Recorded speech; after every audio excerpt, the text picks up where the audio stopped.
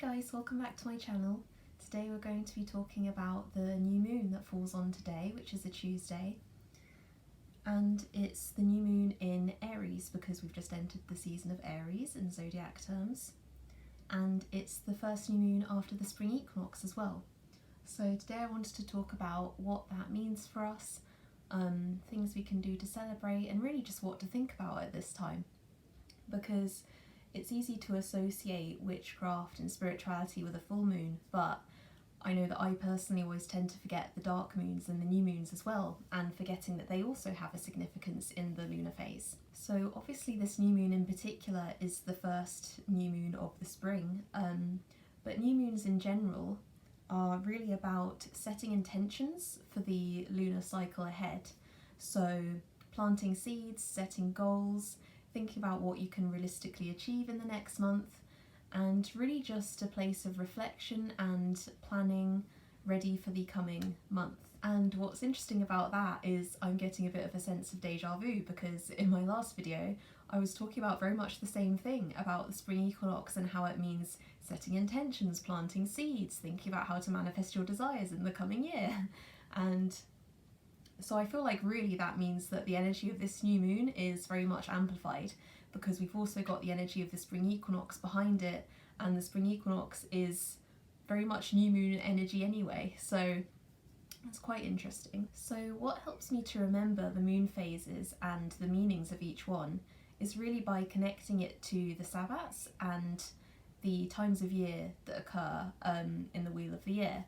So if a new moon has the energy of the spring equinox, then that means that the full moon has the energy of the autumn equinox.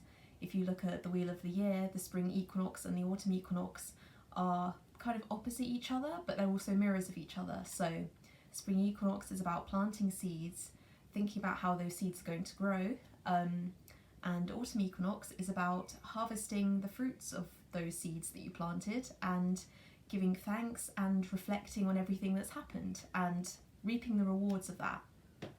So you can think of it very much in the same sense in the moon phases, as the new moon is like the spring equinox of setting intentions and planting seeds, and the full moon can be representative of the autumn equinox time and the harvest time. As these moon phases are opposites in the kinds of energy they bring, it does help me to think about these opposing equinoxes that we have in the wheel of the year, because they also bring the opposite energy, but opposite energy that is very similar to the moon phases for some reason. And although they are opposites, it's kind of like a mirror image of each other, so the same but in reverse. And I think that's quite a nice way of looking at it. So the moon phases and this kind of thing can be very helpful to bear in mind when it comes to spell work, because every moon cycle is essentially a story that goes around and round and round again, starting with planting your seeds, setting your intentions with the new moon, and seeing it through to fruition and the manifestation with the full moon. In a lot of different spell books and resources, you'll find a lot of mention to the moon phases and how moon phases can really bring a certain power to the workings that we're doing and can really inspire the energy to flow in certain ways. So it is definitely helpful to bear this in mind, to think about the moon phases, the moon cycles, how that relates to the Sabbats, how we can remember them by thinking of them as like mini Sabbats in themselves. And yeah, it's good to bear in mind if you're looking to do magical workings. So I've talked about new moons in general and the kind of energy they bring, so what about this new moon specifically?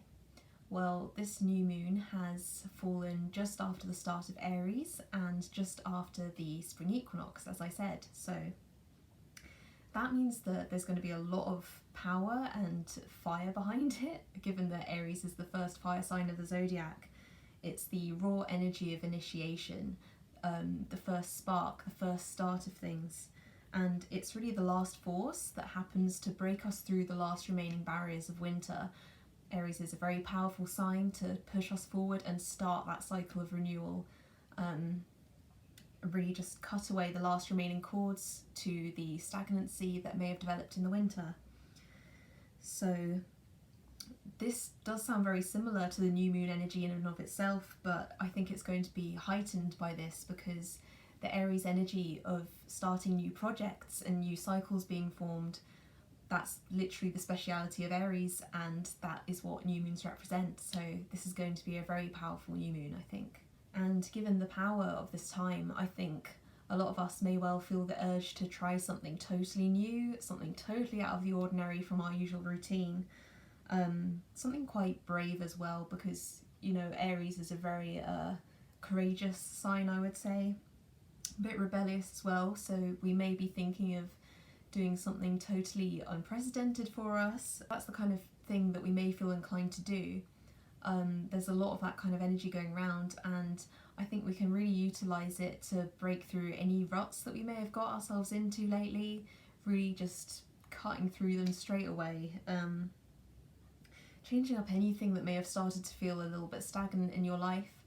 In my last video about the spring equinox, I was talking about saging up the home, saging up your spaces, making sure that the energy is all nice and clear, ready to move forward with, and I've done that myself, and if you've not done that already, then this time can also be very good for that.